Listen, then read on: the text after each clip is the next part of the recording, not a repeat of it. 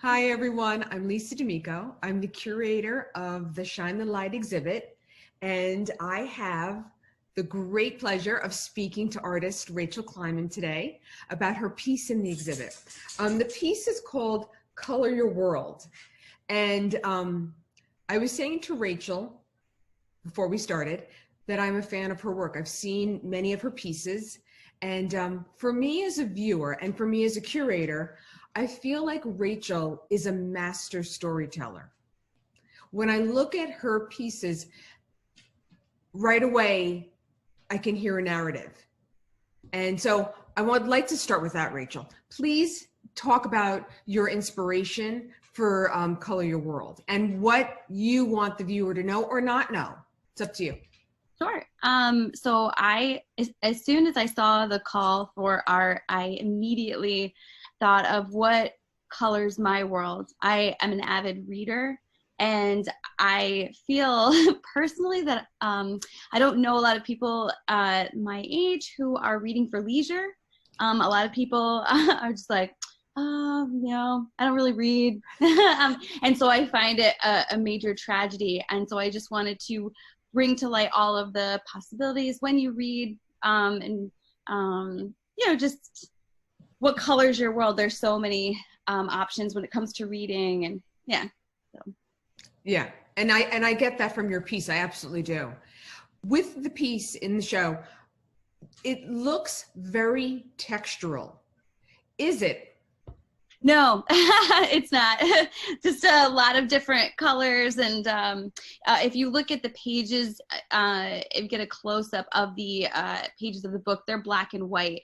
And then there's a hint of color with the glasses, which are illuminating the pages to a yellow, which is a really subtle thing. And unless you're really looking at it, it might be hard to tell. But the idea of when you read, your world completely lights up. But no, there's no texture.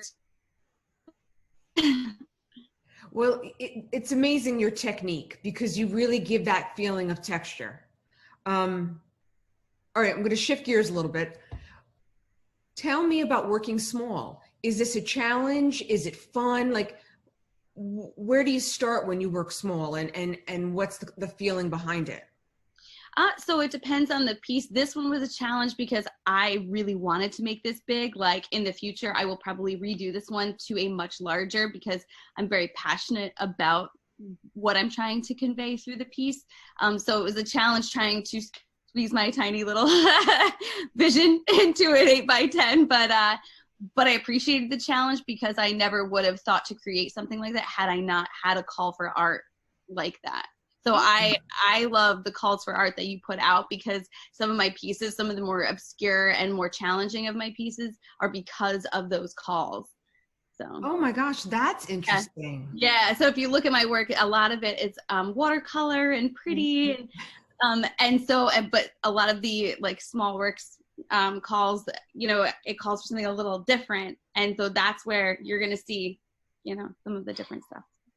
With your pieces, I really see an intensity.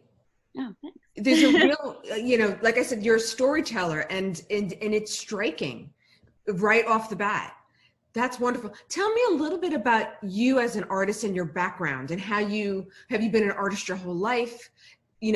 Are you a trained artist, self-taught? Sure. So I'm not trained. I'm a music teacher. So I just do this for fun. But I have done it all my life. When I was younger, I was always drawing and painting. And then I took one class in college because that's all you can squeeze in usually as a music major. But I did some work for other people. And then COVID hit and I was stuck at home. And how do you channel all of that energy or, extra time? So I started doing more work. We were doing a lot of hikes. And we had during that time. Wow. Okay. Artists are so multi-layered, and you are really proof of that. That's wonderful. Well, listen, it has been a joy speaking with you. And I strongly recommend that everyone go to insidesmall.com, see Rachel's piece. I'll also post Rachel's artist information so you can see more of her amazing work and be as fascinated and seriously intrigued as I am. So thank you, Rachel, so much. Thank you.